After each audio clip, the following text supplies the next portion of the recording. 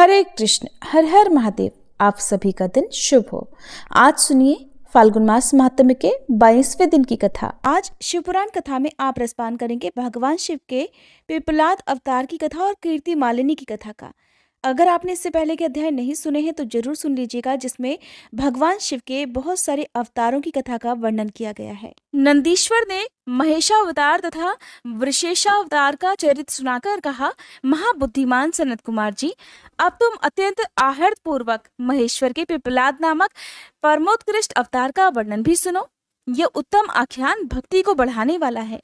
मुनीश्वर, एक समय दैत्यों ने वृत्रासुर की सहायता से इंद्र आदि समस्त देवताओं को पराजित कर दिया।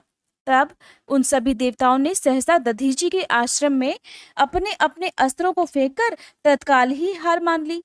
फिर मारे जाते हुए वे इंद्र सहित संपूर्ण देवता तथा देवर्षि शीघ्र ही ब्रह्मलोक में जा पहुंचे और वहां ब्रह्मा जी से उन्होंने अपना वह दुखड़ा कह सुनाया। देवताओं का यह कथन सुनकर लोक पितामह ब्रह्मा जी ने सारा रहस्य यथार्थ रूप से प्रकट कर दिया और कहा कि ये सब तो त्वष्टा की करतूत है।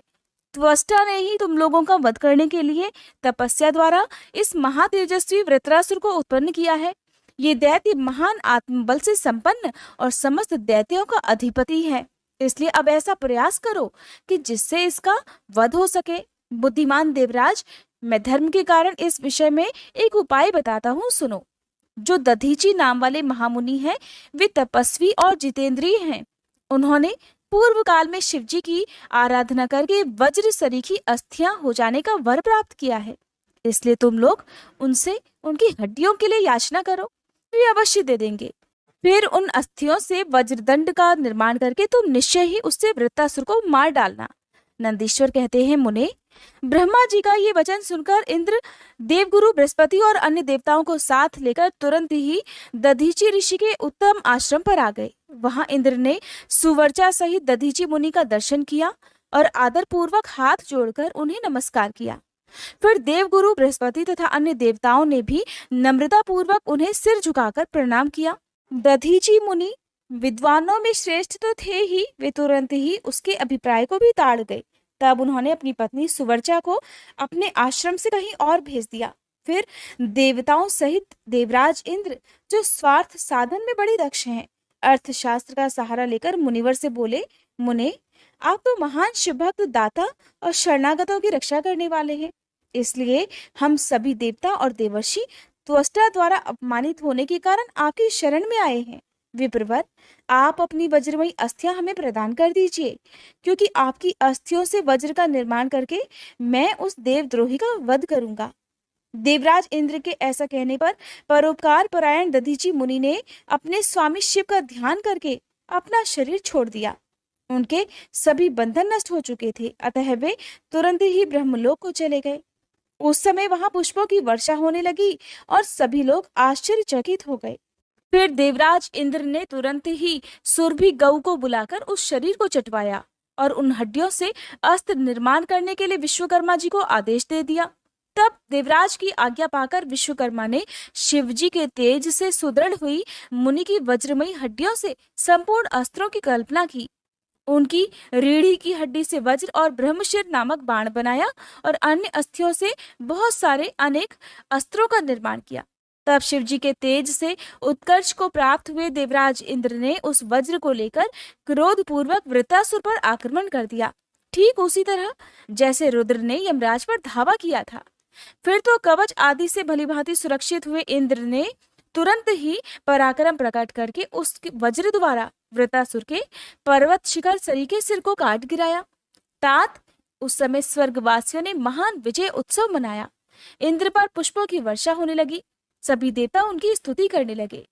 फिर महान आत्मबल से संपन्न दधीची मुनि की पतिव्रता पत्नी सुवर्चा पति की आज्ञा अनुसार अपने आश्रम के भीतर गई। वहां देवताओं के लिए अपने पति को मरा हुआ जानकर वह देवताओं को श्राप देते हुए बोली। सुवर्चा ने कहा, अहो, इंद्र सहित ये देवता तो बड़े दुष्ट हैं और अपना कार्य सिद्ध करने में निपुण, मूर्ख और लोभी हैं। इसलिए ये सब के सब आज से मेरे शाप से पशु हो जाएं। इस प्रकार उस तपस्वी मुनि पत्नी सुवर्चा ने उन इंद्र आदि सभी देवताओं को श्राप दे डाला।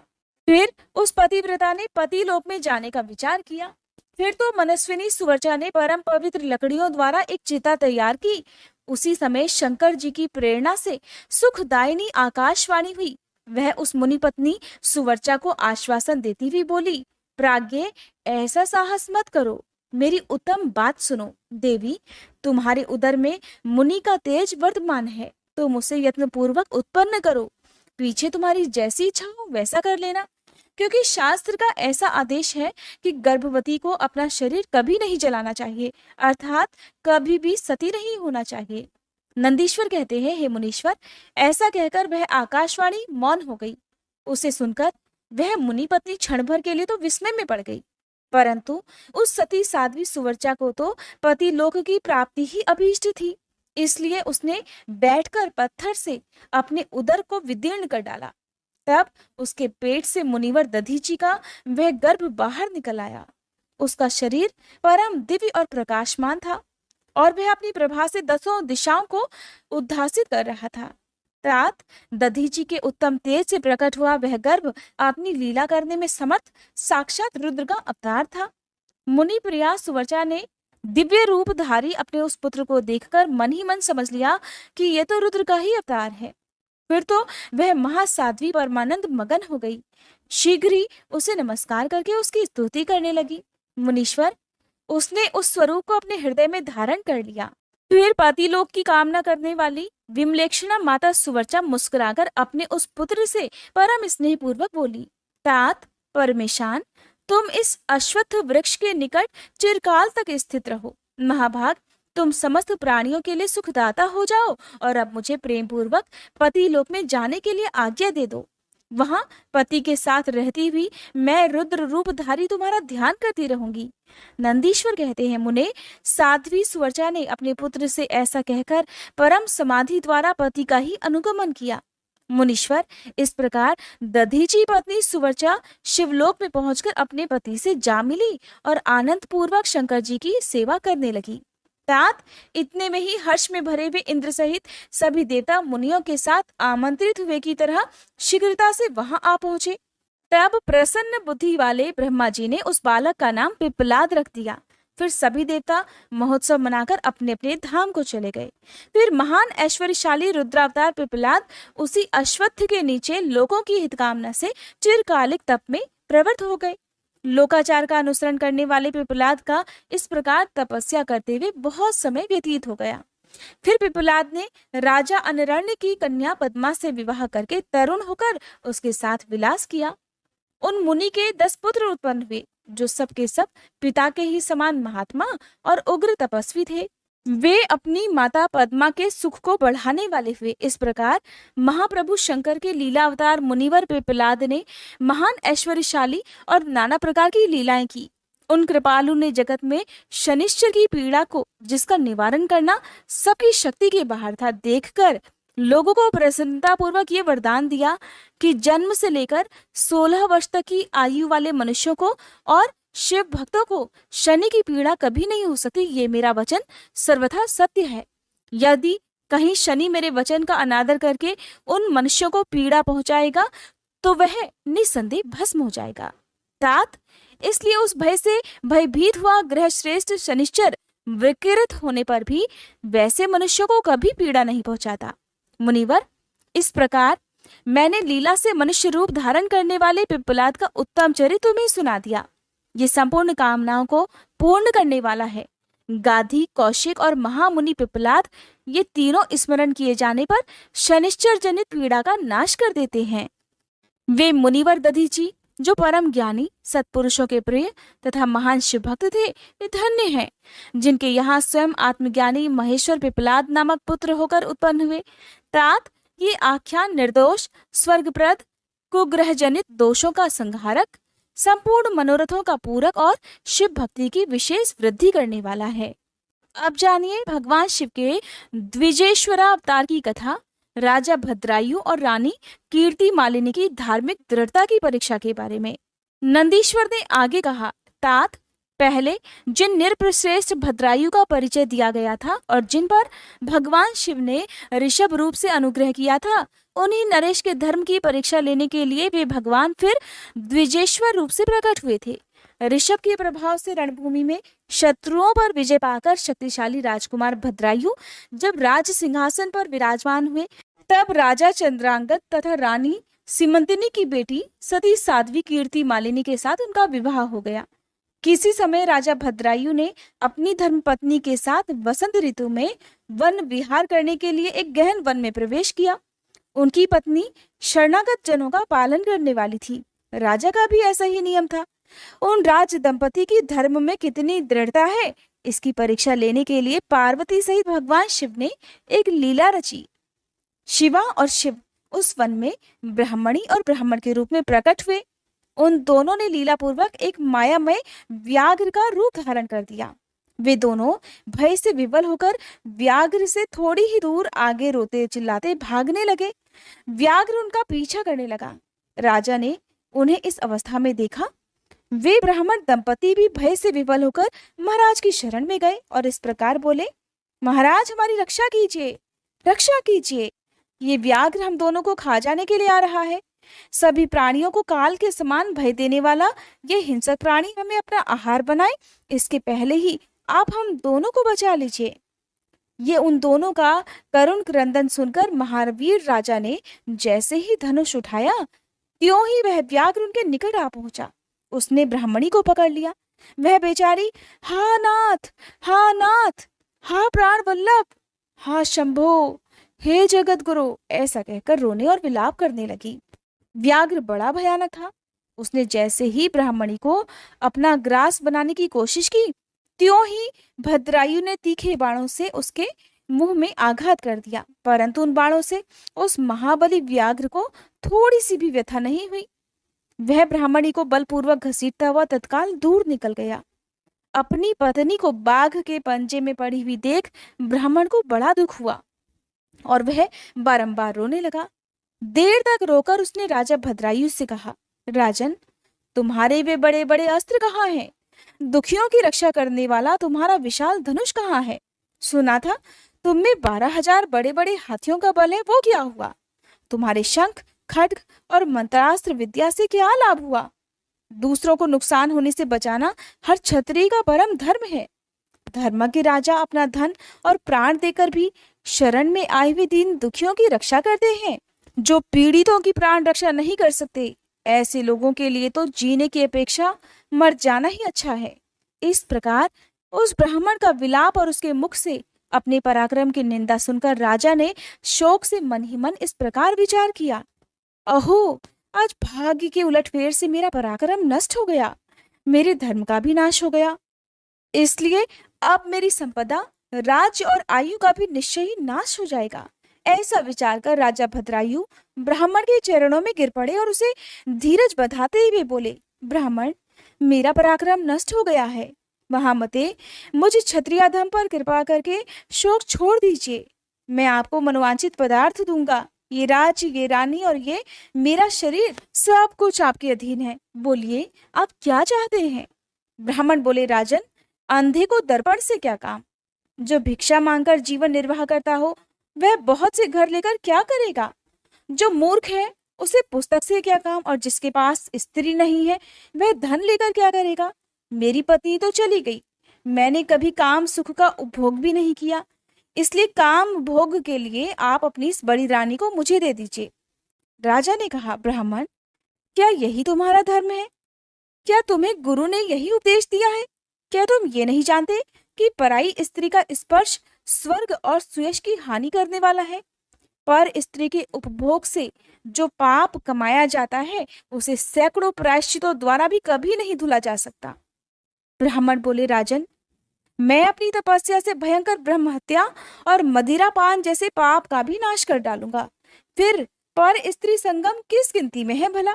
इसलिए आप अपनी इस पत्नी को मुझे अवश्य दे दीजिए, नहीं तो आप निश्चय ही नरक में पड़ेंगे।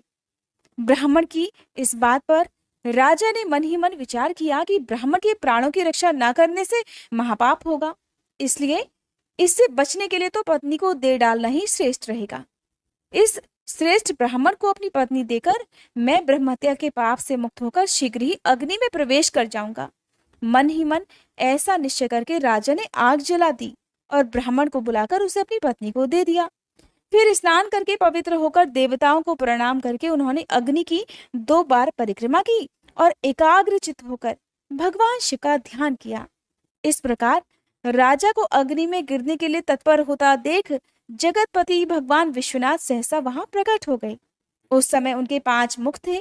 मस्तक पर चंद्रकला आभूषण का काम दे रही थी। कुछ कुछ पीले रंग की जटा लटकी हुई थी। वे कोटि कोटि सूर्यों के समान तेजस्वी थे।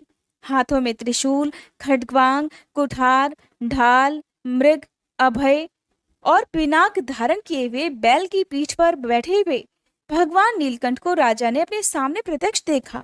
उनके दर्शन होने पर आनंद से युक्त होकर राजा भद्रायु ने हाथ जोड़कर उनकी स्तुति की। राजा की स्तुति करने पर पार्वती जी के साथ प्रसन्न हुए महेश्वर ने कहा, राजन, तुमने किसी अन्य का चिंतन न करके जो सदा सर्वदा मेरा पूजन किया है, तुम्हारी इस भक्ति के कारण और तुम्हारे द्वारा की हुई इस पवित्र स्तुति को सुनकर मैं बहुत प्रसन्न हुआ हूँ। तुम्हारे भक्ति भाव की परीक्षा लेने के लिए मैं ही स्वयं ब्राह्मण बनकर आया था। जिस बाघ ने ग्रस लिया था वह ब्राह्मणी और कोई नहीं, ये गिरिराज नंदिनी उमा देवी ही थी। तुम्हारे बाण मारने से भी जिसके शरीर को चोट नहीं पहुंची वह व्याघ्र तो माया से बना हुआ था। तुम्हारे धैर्य को देखने के लिए ही मैंने तुम्हारी पत्नी को मांगा था। इस कीर्ति मालिनी की और तुम्हारी भक्ति से मैं अत्यंत संतुष्ट हूँ। तुम कोई दुर्लभ वर मांग लो, मैं उसे अवश्य दूंगा। राजा बोले, हे देव, आप साक्षात परमेश्वर हैं। आपने सांसारिक ताप से घिरे हुए मुझ अधम को जो प्रत्यक्ष दर्शन दिया है, यही मेरे लिए महान वर है। देव, आप वरदाताओं में श्रेष्ठ हैं। आपसे मैं दूसरा कोई वर नहीं मांगना चाहता। मेरी तो यही इच्छा है कि मैं, मेरी रानी, मेरे माता पिता, पद्माकर वैश्य और उसके पुत्र सुनय, इन सब को आप अपना पार्श्ववर्ती सेवक बना लीजिए। फिर रानी कीर्तिमाली ने प्रणाम करके अपनी भक्ति से भगवान शंकर को प्रसन्न किया और ये उत्तम वर मांगा कि हे महादेव, मेरे पिता चंद्रांगत और माता सीमंतनी, इन दोनों को भी आपके समीप निवास प्राप्त हो जाए। भक्त वत्सल भगवान गौरीपति ने प्रसन्न होकर तथास्तु कहा और उन दोनों पति पत्नी को इच्छानुसार वर प्रदान करके वे क्षण भर में ही अंतर्ध्यान हो गए। इधर राजा ने भगवान शंकर का प्रसाद प्राप्त करके रानी कीर्तिमालिनी के साथ प्रिय विषयों का उपभोग किया और 10,000 वर्षों तक राज्य करने के बाद अपने पुत्रों को राज्य देकर उन्होंने शिव जी के परम पद को प्राप्त कर लिया। राजा और रानी दोनों ही भक्ति पूर्वक महादेव जी की पूजा करके भगवान शिव के धाम को प्राप्त हो गए। ये परम पवित्र, पापनाशक और अत्यंत गोपनीय भगवान शिव का विचित्र गुणानुवाद जो भक्तों को सुनाता है, जो विद्वानों को सुनाता है या खुद स्वयं भी शुद्ध चित्त होकर पढ़ता है, वह इस लोक में भोग ऐश्वर्य को प्राप्त कर अंत में भगवान शिव को प्राप्त हो जाता है। नंदीश्वर कहते हैं, मुने, अब मैं परमात्मा शिव के यतिनाथ नामक अवतार का वर्णन करता हूँ। हे मुनीश्वर, अर्बुदाचल नामक पर्वत के पास एक भील रहा करता था। उसका नाम था आहुक। उसकी पत्नी को लोग आहुका कहते थे। वह उत्तम व्रत का पालन करने वाली थी। वे दोनों पति पत्नी महान शिव भक्त थे और शिव जी की आराधना पूजा में लगे रहते थे। एक दिन वह शिव भक्त भील अपनी पत्नी के लिए भोजन खोजने के लिए जंगल में बहुत दूर तक चला गया। इसी समय संध्या काल में भील की परीक्षा लेने के लिए भगवान शंकर एक सन्यासी का रूप धारण करके उसके घर आ गए। इतने में ही उस घर का मालिक भील भी चला आया और उसने बड़े प्रेम से उन यतिराज का पूजन किया। उसके मनोभाव की परीक्षा लेने के लिए उन यतीश्वर ने बड़े दीन वाणी में कहा, भील, आज रात में यहाँ रहने के लिए मुझे स्थान दे दो। सवेरा होते ही मैं यहाँ से चला जाऊंगा। तुम्हारा सदा कल्याण हो। भील बोला, हे स्वामी जी, आप ठीक कहते हैं, फिर भी मेरी बात सुन लीजिए। मेरे घर में जगह तो बहुत थोड़ी है, फिर भी उसमें आपका रहना भला कैसे हो सकता है। भील की ये बात सुनकर स्वामी जी वहां से जाने को तैयार हो गए। उन्हें जाने को देखकर भील ने कह उठी, प्राणनाथ, आप इन स्वामी जी को जगह दे दीजिए। घर आए हुए अतिथि को निराश मत लौटाइए, नहीं तो हमारे गृहस्थ धर्म के पालन में बाधा पहुंचेगी। आप इन स्वामी जी के साथ बड़े सुख से घर के अंदर रहिए और मैं बड़े बड़े अस्त्र शस्त्र लेकर घर के बाहर खड़ी रहूंगी। पत्नी की ये बात सुनकर भील ने सोचा, अपनी पत्नी को घर से बाहर निकालकर मैं भीतर कैसे रह सकता हूँ? सन्यासी जी का कहीं और जाना भी मेरे लिए बड़ा अधर्म कारक ही होगा। अब ये दोनों ही कार्य गृहस्थ के लिए सर्वथा अनुचित हैं कि मैं अपने घर आए हुए अतिथि को भेज दूं या अपनी पत्नी को बाहर इस खतरनाक जंगल में सोने के लिए छोड़ दूं। इसलिए मुझे ही घर के बाहर रहना चाहिए। जो होनी होगी वो तो होकर ही रहेगी। ऐसा सोचकर आग्रह करके उसने अपनी पत्नी को और सन्यासी जी को बड़े आनंद के साथ घर के भीतर सुला दिया और खुद वह भील अपने अस्त्र शस्त्र लेकर घर के बाहर ही खड़ा हो गया। रात में जंगली क्रूर और हिंसक पशु से पीड़ा देने लगे। फिर भी उसने किसी तरह उनसे बचने के लिए बड़ा प्रयास किया, किंतु बहुत प्रयास करने के बाद भी जंगल के हिंसक पशुओं ने उसे खा लिया। सुबह उठकर जब यति ने देखा कि हिंसक पशुओं ने वनवासी भील को खा डाला है, तब उन्हें बड़ा दुख हुआ। सन्यासी को दुखी देख भीलनी दुख से व्याकुल होने पर भी धैर्यपूर्वक अपने दुख को दबाकर ऐसे बोली, स्वामी जी, आप दुखी किस लिए हो रहे हैं? इन भील राज का तो इस समय कल्याण ही हुआ। ये तो धन्य और कृतार्थ हो गए जो इन्हें ऐसी मृत्यु प्राप्त हुई। मैं चिता की आग में जलकर इनका अनुसरण करूंगी। आप प्रसन्नता पूर्वक मेरे लिए एक चिता तैयार कर दीजिए, क्योंकि अपने पति का अनुसरण करना हर पत्नी के लिए सनातन धर्म है। उसकी बात सुनकर सन्यासी जी ने स्वयं चिता तैयार की और भीलनी ने अपने धर्म के अनुसार उसमें प्रवेश कर लिया। उसी समय भगवान शंकर अपने साक्षात स्वरूप से उसके सामने प्रकट हो गए और उसकी प्रशंसा करते हुए बोले, तुम धन्य हो, धन्य हो। मैं तुमसे बहुत प्रसन्न हूँ। तुम इच्छा अनुसार वर मांगो, तुम्हारे लिए मुझे कुछ भी अदेय नहीं है। भगवान शंकर का ये परमानंददायक वचन सुनकर भीलनी को बड़ा सुख मिला। वो तो ऐसी विभोर हो गई कि उसे किसी बात की सुध ही नहीं रही। उसकी उस अवस्था को लक्ष्य करके भगवान शंकर और भी प्रसन्न हुए और उसके ना मांगने पर भी उसे वरदान देते हुए बोले, मेरा ये जो यति रूप है ये भावी जन्म में हंस रूप से प्रकट होगा और प्रसन्नता पूर्वक तुम दोनों का परस्पर संयोग कराएगा। ये भील निषद देश की उत्तम राजधानी में राजा वीरसेन का श्रेष्ठ पुत्र होगा। उस समय नल के नाम से इसकी ख्याति होगी और तुम विदर्भ नगर में भीमराज की पुत्री दमयंती होगी। तुम दोनों मिलकर राजभोग भोगने के बाद वह मोक्ष को प्राप्त करोगे, जो बड़े बड़े योगीश्वरों के लिए भी बड़ा दुर्लभ होता है। नंदीश्वर कहते हैं, मुने, ऐसा कहकर भगवान शिव उस समय लिंग रूप में स्थित हो गए। वह भील अपने धर्म से विचलित नहीं हुआ था, इसलिए उसी के नाम पर उस लिंग को अचलेश संज्ञा दी गई। दूसरे जन्म में वह आहुक नामक भील निषाद नगर में वीरसेन का पुत्र होकर महाराज नल के नाम से विख्यात हुआ और आहुका नाम की भीलनी विदर्भ नगर में राजा भीम की पुत्री दमयंती हुई और वे यतिनाथ शिव वहां हंस रूप में प्रकट हुए। उन्होंने दमयंती का विवाह नल के साथ कराया। पूर्व जन्म के सत्कार जनित पुण्य से प्रसन्न होकर भगवान शिव ने हंस का रूप धारण कर उन दोनों को सुख दिया। हंसावतारधारी भगवान शिव तरह तरह की बातें और संदेश पहुंचाने में बड़ी कुशल थे। वे नल और दमयंती दोनों के लिए बड़े परमानंददायक हुए। अब सुनिए भगवान शिव के कृष्ण दर्शन नामक अवतार की कथा, जो कि बहुत रोचक है। नंदीश्वर कहते हैं, हे सनत कुमार जी, भगवान शंभु के एक उत्तम अवतार का नाम कृष्ण दर्शन है, जिसने राजा नभग को ज्ञान प्रदान किया था। मैं उसका वर्णन करता हूँ, सुनो। श्राद्ध देव नामक मनु के जो इक्ष्वाकु आदि पुत्र थे, उनमें नवे का नाम था नभग, जिनका पुत्र नभाग नाम से प्रसिद्ध हुआ। नभाग के ही पुत्र अम्बरीश हुए, जो भगवान विष्णु के परम भक्त थे और जिनकी ब्राह्मण भक्ति देखकर उनके ऊपर महर्षि दुर्वासा अत्यंत प्रसन्न हुए थे। मुने, अम्बरीश के पितामह जो नभग कहे गए हैं, उनके चरित्र का वर्णन सुनो। उन्हीं को भगवान शिव ने ज्ञान प्रदान किया था। मनुपुत्र नभग बड़े बुद्धिमान थे। उन्होंने विद्या अध्ययन के लिए बड़े लंबे समय तक इंद्रिय संयम पूर्वक गुरुकुल में निवास किया। इसी बीच में इक्ष्वाकु आदि भाइयों ने नभग के लिए कोई भाग न देकर पिता की संपत्ति आपस में ही बांट ली और अपना अपना भाग लेकर वे उत्तम रीति से अपने राज्य का पालन करने लगे। उन सब ने पिता की आज्ञा से ही धन का बंटवारा किया था।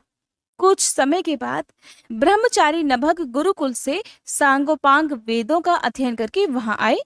उन्होंने देखा सभी भाई तो अपनी संपत्ति का बंटवारा करके अपना अपना भाग ले चुके हैं। तब उन्होंने भी बड़े स्नेह से दाएं भाग पाने की इच्छा रखकर अपने इक्ष्वाकु आदि बंधुओं से कहा, भाइयों, मेरे लिए भाग दिए बिना ही आप लोगों ने आपस में सारी संपत्ति का बंटवारा कर लिया, इसलिए आप प्रसन्नता पूर्वक मुझे भी मेरा हिस्सा दे दीजिए। मैं अपना हिस्सा लेने के लिए यहाँ आया हूँ। भाई बोले, जब संपत्ति का बंटवारा हो रहा था उस समय हम तुम्हारे लिए भाग देना भूल गए थे। अब इस समय पिताजी को ही तुम्हारे हिस्से में दे देते हैं, तुम उन्हीं को ले लो, इसमें कोई संशय नहीं। भाइयों का ये वचन सुनकर नभक को बड़ा विस्मय हुआ। वे पिता के पास जाकर बोले, तात, मैं तो विद्या अध्ययन के लिए गुरुकुल में गया था और वहां अब तक ब्रह्मचारी ही रहा हूँ। इसी बीच में भाइयों ने मुझे छोड़कर आपस में धन का बंटवारा कर लिया। वहां से लौटकर जब मैंने अपने हिस्से के बारे में उनसे पूछा है तो उन्होंने आपको मेरा हिस्सा बता दिया, इसलिए अब मैं आपकी सेवा में आया हूँ। नभग की वह बात सुनकर पिता को बड़ा विस्मय हुआ। श्राद्ध देव ने अपने पुत्र को आश्वासन देते हुए कहा कि बेटा, भाइयों की उस बात पर विश्वास मत करो, ऐसी बात तो उन्होंने तुम्हें ठगने के लिए कही है। मैं तुम्हारे लिए भोग साधक उत्तम दाय नहीं बन सकता। फिर भी उन वंचकों ने अगर मुझे ही दाय के रूप में तुम्हें दिया है तो मैं तुम्हारी जीविका का एक उपाय बताता हूँ, सुनो।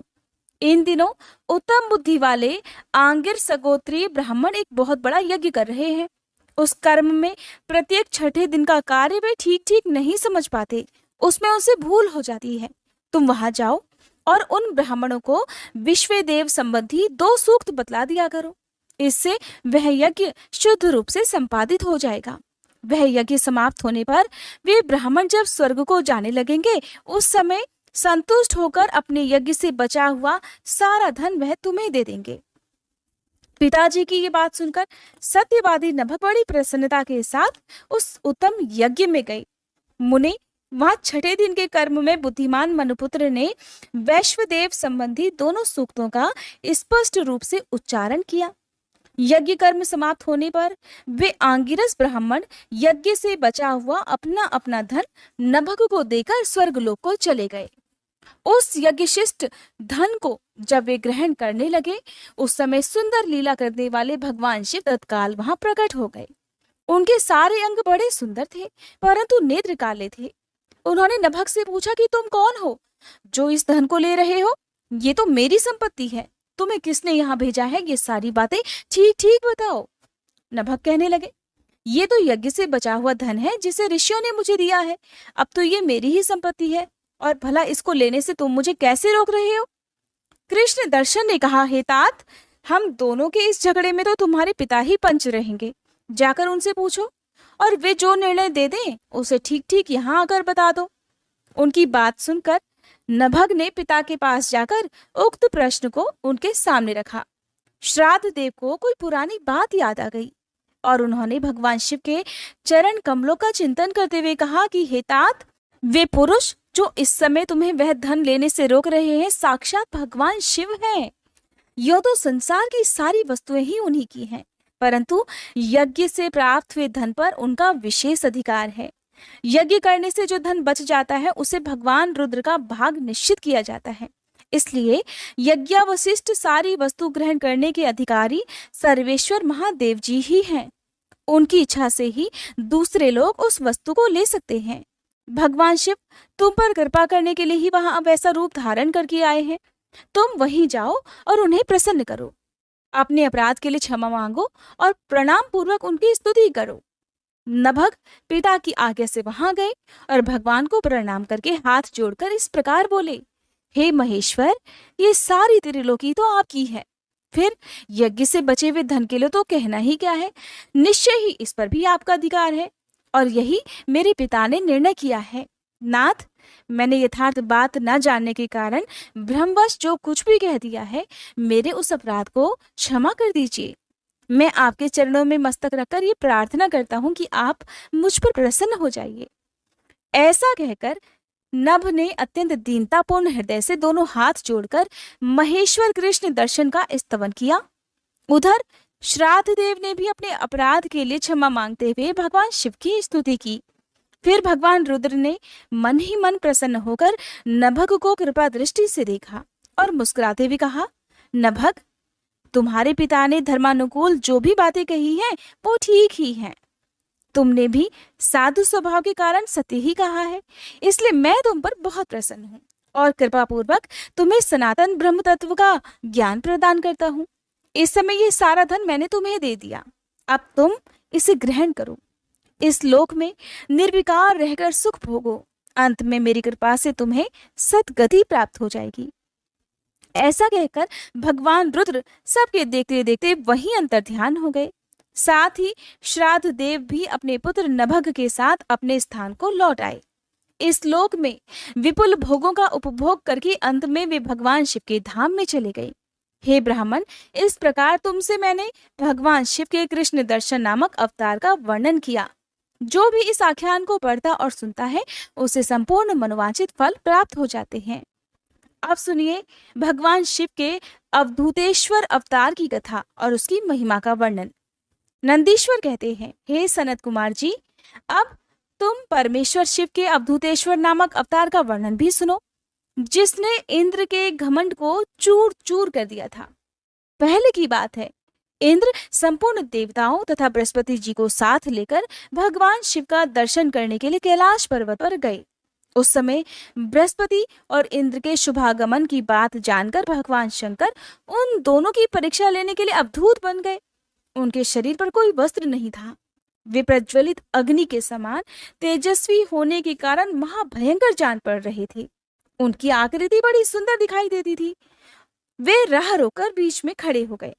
बृहस्पति और इंद्र ने शिव जी के पास जाते समय देखा कि एक अद्भुत शरीरधारी पुरुष रास्ते के बीचों बीच खड़ा है।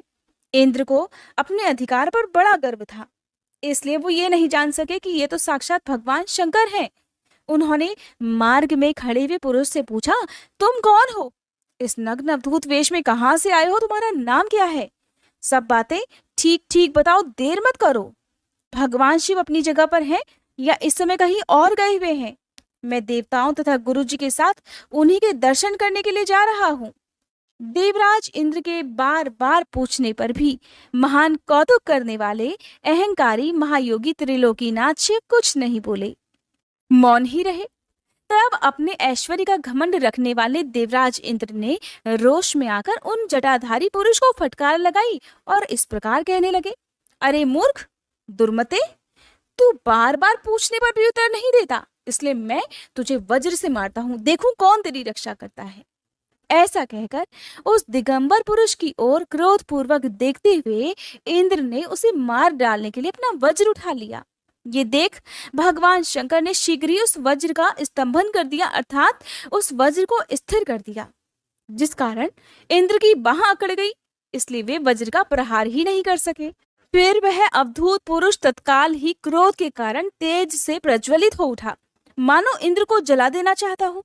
भुजाओं के स्तंभित हो जाने के कारण शची वल्लभ इंद्र क्रोध से उस सांप की तरह जलने लगे, जिसका पराक्रम मंत्र के बल से अवरुद्ध हो गया हो।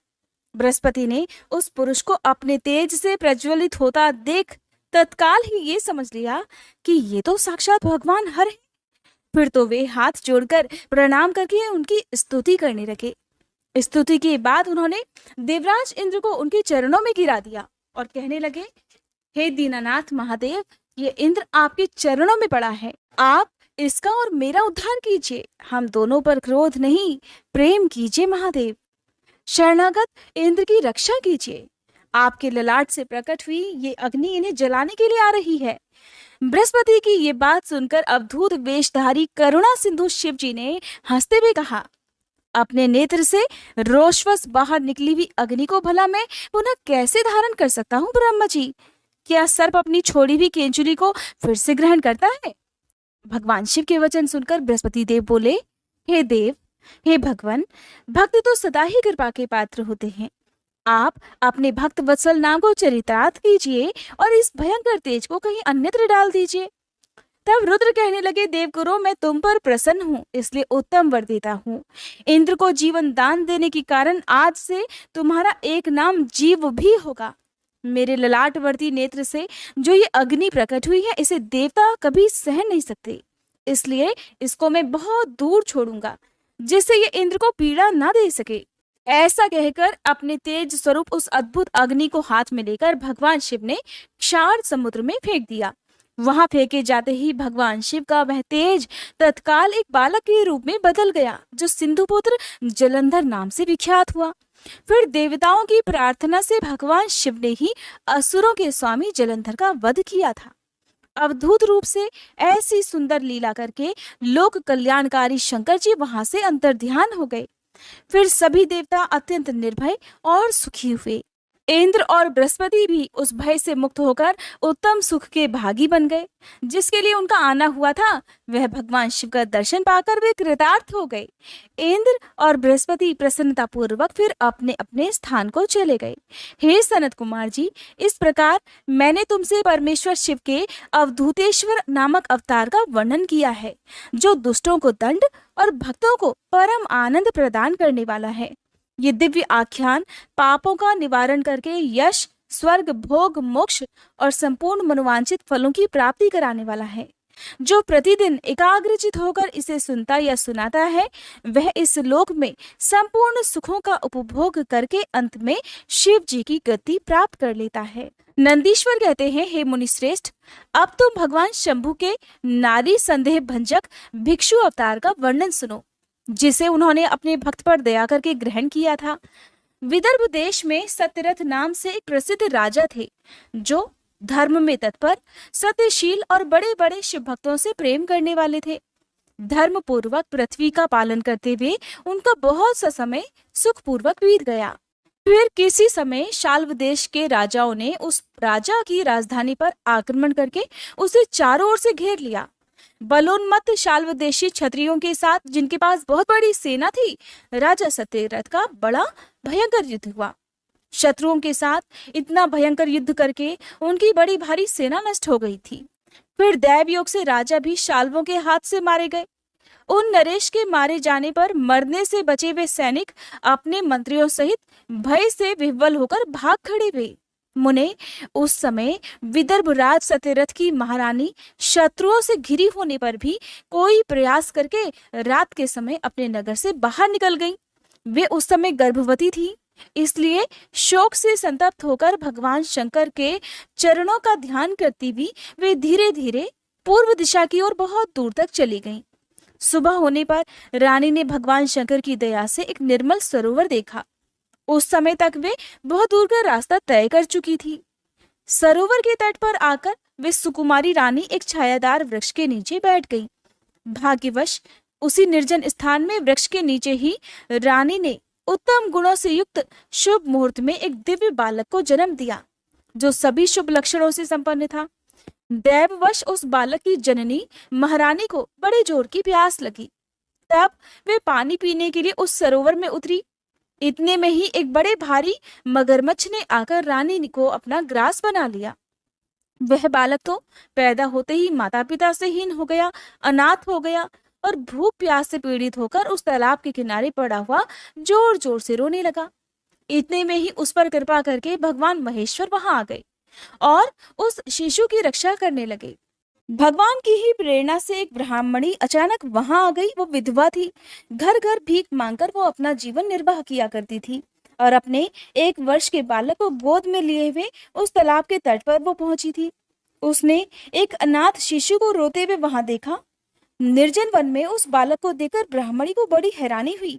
वो मन ही मन विचार करने लगी, अहो, ये मुझे इस समय बड़े आश्चर्य की बात दिखाई देती है कि ये नवजात शिशु, जिसके नाल भी अभी तक नहीं कटी है, इस तरह धरती पर पड़ा हुआ है। इसकी माँ भी आसपास नहीं दिखाई देती। पिता आदि कोई दूसरा सहायक भी यहाँ नहीं दिखाई देते। क्या कारण हो सकता है? न जाने ये किसका पुत्र है। इसे यहाँ जानने वाला भी कोई नहीं है जिससे इसके जन्म के विषय में मैं पूछ सकूं। इसे देखकर तो मेरे हृदय में करुणा उत्पन्न हो गई है। मैं इस बालक का अपने और इस पुत्र की तरह पालन पोषण करना चाहती हूँ, परंतु इसके कुल और जन्म आदि का ज्ञान न होने के कारण इसे छूने का साहस भी मुझे नहीं हो पा रहा। वह ब्राह्मणी जब इस प्रकार विचार कर रही थी कि उसी समय भक्त वत्सल भगवान शंकर ने बड़ी कृपा की। बड़ी बड़ी लीलाएं करने वाले महेश्वर एक सन्यासी का रूप धारण करके सहसा वहां आ पहुंचे, जहां ब्राह्मणी उस समय संदेह में पड़ी हुई थी। और सत्य बात को जानना चाहती थी। श्रेष्ठ भिक्षु का रूप धारण करके आए हुए करुणा निधान शिव जी ने उससे हंसकर कहा, ब्राह्मणी, अपने चित्त में संदेह और खेद को स्थान मत दो। ये बालक तो परम पवित्र है। तुम इसे अपना ही पुत्र समझो और प्रेम पूर्वक इसका पालन करो। ब्राह्मणी बोली, प्रभु, आप मेरे भाग्य से ही यहाँ पधारे हैं। इसमें संदेह नहीं कि मैं आपकी आज्ञा से इस बालक का अपने पुत्र की तरह ही पालन पोषण करूंगी। फिर भी मैं विशेष रूप से ये जानना चाहती हूँ कि वास्तव में ये है कौन, किसका पुत्र है, और आप कौन हैं जो इस समय यहाँ पधारे हैं। हे भिक्षुवर, मेरे मन में बार बार ये बात आती है कि आप करुणा सिंधु शिव ही हैं और ये बालक पूर्व जन्म में आपका भक्त भी रहा है। किसी कर्म दोष से शायद ये दुरावस्था में पड़ गया है। इसे भोग कर ये पुनः आपकी कृपा से परम कल्याण का भागी होगा। मैं भी आपकी माया से मोहित होकर ही शायद यहाँ मार्ग भूल कर आ गई हूँ। आपने ही इसके पालन के लिए मुझे यहाँ भेजा होगा। भिक्षु प्रवर शिव कहने लगे, ब्राह्मणी सुनो, ये बालक शिव भक्त विदर्भ राज सत्यरथ का पुत्र है। सत्यरथ को शाल्व देशी क्षत्रियों ने युद्ध में मार डाला है। उनकी पत्नी अत्यंत व्याकुल होकर रात में शीघ्रता पूर्वक अपने महल से बाहर भाग आई। उन्होंने यहाँ आकर इस बालक को जन्म दिया।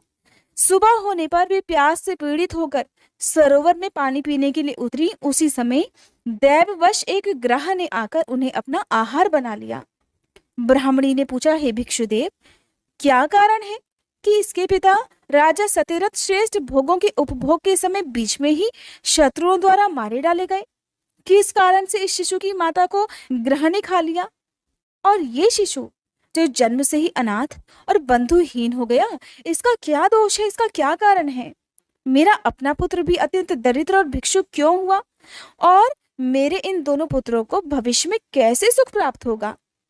भिक्षुवर्य शिव कहने लगे, हे ब्राह्मणी, इस राजकुमार के पिता विदर्भराज पूर्व जन्म में पांड्य देश के श्रेष्ठ राजा थे। वे सभी धर्मों के ज्ञाता थे और संपूर्ण पृथ्वी का धर्म पूर्वक पालन किया करते थे। एक दिन प्रदोष काल में राजा भगवान शंकर का पूजन कर रहे थे और बड़ी भक्ति से त्रिलोकीनाथ महादेव जी की आराधना में लीन थे। उसी समय नगर में सब और बड़ा भारी कोलाहल मच गया। उस कोलाहल को सुनकर राजा ने बीच में ही भगवान शंकर की पूजा छोड़ दी और नगर में कोलाहल फैलने की आशंका से राजभवन से बाहर निकल गए। इसी समय राजा का महाबली मंत्री शत्रु को पकड़कर उनके पास ले आया। वह शत्रु पांड्य राज का ही सामंत था। उसे देखकर राजा ने क्रोधपूर्वक उसका सिर कटवा दिया। शिव पूजा छोड़कर नियम को समाप्त किए बिना ही राजा ने रात में भोजन भी कर लिया। इसी प्रकार राजकुमार भी प्रदोष काल में शिवजी की पूजा किए बिना ही भोजन करके सो गया। वही राजा अपने दूसरे जन्म में फिर विदर्भ राज हुआ। शिवजी की पूजा में विघ्न होने के कारण शत्रुओं ने उसको सुख भोग के बीच में ही मार डाला। पूर्व जन्म में जो उसका पुत्र था वही इस जन्म में भी हुआ है। शिवजी की पूजा का उल्लंघन के कारण वह दरिद्रता को प्राप्त हुआ है। उसकी माता ने पूर्व जन्म में छल से अपनी सौत को मरवा डाला था। उस महान पाप के कारण ही वह इस जन्म में ग्रह के द्वारा मारी गई। हे ब्राह्मणी, ये तुम्हारा पुत्र पूर्व जन्म में उत्तम ब्राह्मण था। अब इसके बारे में भी सुनो। इसने सारी आयु केवल दान लेने में बिताई है, कभी यज्ञ आदि सत्कर्म नहीं किए, इसलिए इस जन्म में यह दरिद्रता को प्राप्त हुआ है। उस दोष का निवारण करने के लिए अब तुम भगवान शंकर की शरण में जाओ। ये दोनों बालक यज्ञोपवीत संस्कार के बाद भगवान शिव की आराधना करें, तब भगवान शिव इनका कल्याण अवश्य करेंगे। इस प्रकार ब्राह्मणी को उपदेश देकर वह भिक्षु शरीर धारण करने वाले भक्त वत्सल शिव ने उसे अपने उत्तम स्वरूप का दर्शन कराया। उन्हें साक्षात शिव जानकर ब्राह्मण पत्नी ने उन्हें प्रणाम किया और प्रेम से गदगद वाणी द्वारा उनकी स्तुति करने लगी। फिर भगवान शिव वही अंतर्ध्यान हो गए। उनके चले जाने पर ब्राह्मणी उस बालक को अपने साथ लेकर अपने पुत्र के साथ घर को चली गई। एक चक्रा नाम के सुंदर ग्राम में उसने घर बना रखा था। वह उत्तम अन्न से अपने बेटे और राजकुमार का भी पालन पोषण करने लगी। यथा समय ब्राह्मणों ने उन दोनों का यज्ञोपवीत संस्कार करा दिया। वे दोनों शिवजी की पूजा में तत्पर रहते हुए घर पर ही बड़े हुए। शांडिल्य मुनि के उपदेश से नियम परायण होकर वे दोनों शुभ व्रत रखकर प्रदोष काल में शंकर जी की पूजा किया करते थे। एक दिन की बात है, एक दिन द्विज कुमार राजकुमार को साथ लिए बिना ही नदी में स्नान करने के लिए चला गया। वहां उसे निधि से भरा हुआ एक सुंदर कलश मिल गया। इस प्रकार भगवान शंकर की पूजा करते हुए उन दोनों कुमारों का उसी घर में एक वर्ष व्यतीत हो गया।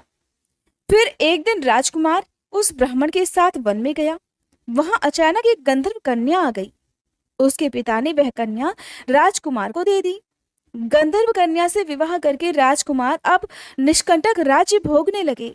उधर जिस ब्राह्मण पत्नी ने पहले अपने पुत्र की तरह उसका पालन पोषण किया था, वही अब उसकी राजमाता हो गई और वह ब्राह्मण कुमार उसका भाई हो गया। राजा का नाम धर्मगुप्त था। इस प्रकार देवेश्वर शिव जी की आराधना करके राजा धर्मगुप्त अपनी उस रानी के साथ विदर्भ देश में राजोचित सुख का उपभोग करने लगा। ये मैंने, हे सनत कुमार, तुमसे शिव जी के भिक्षुवर अवतार का वर्णन किया है, जिन्होंने राजा धर्मगुप्त को बाल्यकाल में सुख प्रदान किया था। ये पवित्र आख्यान पापहारी, परम पावन, चारों पुरुषार्थों का साधक और संपूर्ण मनोवांछित इच्छाओं को पूर्ण करने वाला है। जो प्रतिदिन एकाग्रचित होकर उसे सुनता या सुनाता है, वह इस लोक में सभी सुखों को भोगकर अंत में भगवान शिव के धाम में जाता है। आप सुनिए भगवान शिव के सुरेश्वर अवतार की कथा। नंदीश्वर कहते हैं, हे सनत कुमार जी, अब मैं परमात्मा शिव के सुरेश्वर अवतार का वर्णन करूंगा, जिन्होंने धौम्य के बड़े भाई उपमन्यु का हित साधन किया था। उपमन्यु व्याघ्रपाद मुनि के पुत्र थे। उन्होंने अपने पूर्व जन्म में ही सिद्धि प्राप्त कर ली थी और वर्तमान जन्म में मुनि कुमार के रूप में प्रकट हुए थे। वे बचपन से ही माता के साथ अपने मामा के घर में रहा करते थे और दैववश बहुत दरिद्र थे। एक दिन उन्हें बहुत कम दूध पीने को मिला, इसलिए अपनी माता से वो बार बार दूध मांगने लगे। तब उनकी तपस्विनी माता ने घर के अंदर जाकर एक उपाय किया। उन व्रती से लाए हुए कुछ बीजों को सिल पर पीसा और उन्हें पानी में घोलकर कृत्रिम दूध तैयार कर दिया। फिर बेटे को पुचकार कर वह उसे पीने को देने लगी। माँ के दिए हुए उस नकली दूध को पीकर बालक उपमन्यु बोले, माँ, ये दूध तो नहीं है। इतना कहकर वे फिर से रोने लगे। बेटे का रोना धोना सुनकर माँ को बड़ा दुख हुआ। अपने हाथ से उपमन्यु के दोनों आंखें पोंछकर उनकी लक्ष्मी जैसी माता कहने लगी, बेटा, हम लोग तो सदा वन में ही रहते हैं, हमें यहाँ दूध कहाँ से मिल सकता है? भगवान शिव की कृपा के बिना किसी को दूध नहीं मिलता। वत्स, पूर्व जन्म में भगवान शिव के लिए जो कुछ किया गया है, वर्तमान जन्म में वही मिलता है। माँ की बात सुनकर उपमन्यु ने भगवान शिव की आराधना करने का निश्चय कर लिया। वे तपस्या करने के लिए हिमालय पर्वत पर गए और वहां केवल वायु का सेवन करके ही तपस्या करने लगे। उन्होंने 8 ईंटों का एक मंदिर बनाया और उसके अंदर मिट्टी के शिवलिंग की स्थापना करके उसमें माता पार्वती सहित शिव जी का आह्वान किया। फिर जंगल के पत्र पुष्प आदि ले आकर भक्ति भाव से पंचाक्षर मंत्र के उच्चारण पूर्वक सांब शिव की पूजा करने लगे। माता पार्वती और शिव जी का ध्यान करके उनकी पूजा करने के बाद वे पंचाक्षर मंत्र का जप किया करते थे। इस तरह दीर्घ काल तक उन्होंने बड़ी भारी तपस्या की। हे मुने, बालक उपमन्यु की तपस्या से चराचर प्राणियों सहित त्रिभुवन संतप्त हो उठा। तब देवताओं की प्रार्थना से उपमन्यु के भक्ति भाव की परीक्षा लेने के लिए स्वयं भगवान शंकर उनके समीप पधारे। उस समय शिव जी ने देवराज इंद्र का, देवी पार्वती ने शची का, नंदीश्वर वृषभ ने ऐरावत हाथी का और शिव जी के गणों ने सभी देवताओं का रूप धारण कर लिया। निकट आने पर सुरेश्वर रूपधारी शिव जी ने बालक उपमन्यु को वर मांगने के लिए कहा। उपमन्यु ने पहले तो शुभति मांगी, फिर अपने को इंद्र बताकर जब उन्होंने शिव जी की निंदा की, तब उस बालक ने भगवान शिव के अलावा दूसरे किसी से कुछ भी लेना स्वीकार नहीं किया। वे इंद्र को मारकर स्वयं भी मर जाने को तत्पर हो गए। उन्होंने जो अघोरास्त्र चलाया उसे नंदी ने पकड़ लिया और उन्होंने अपने को जलाने के लिए जो अग्नि की धारणा की उसे भगवान शिव ने शांत कर दिया। फिर वे सब के सब अपने यथार्थ स्वरूप में प्रकट हो गए। शिव जी ने उपमन्यु को अपना पुत्र माना और उनका मस्तक सूंघकर कहा, वत्स, मैं तुम्हारा पिता और ये पार्वती देवी तुम्हारी माता हैं। तुम्हें आज से सनातन कुमार तत्व प्राप्त होगा। मैं तुम्हारे लिए दूध, दही और मधु के सहस्त्रों समुद्र देता हूँ। भक्ष्य भोज्य आदि पदार्थों के भी समुद्र तुम्हारे लिए सुलभ हो जाएंगे। मैं तुम्हें अमृतत्व और अपने गणों का आधिपत्य प्रदान करता हूँ। ऐसा कहकर शंभु ने उपमन्यु को बहुत से दिव्य वर दिए। पाशुपत व्रत, पाशुपत ज्ञान तथा वृत्त योग का उपदेश भी किया, प्रवचन की शक्ति दी और अपना परम पद भी अर्पित कर दिया।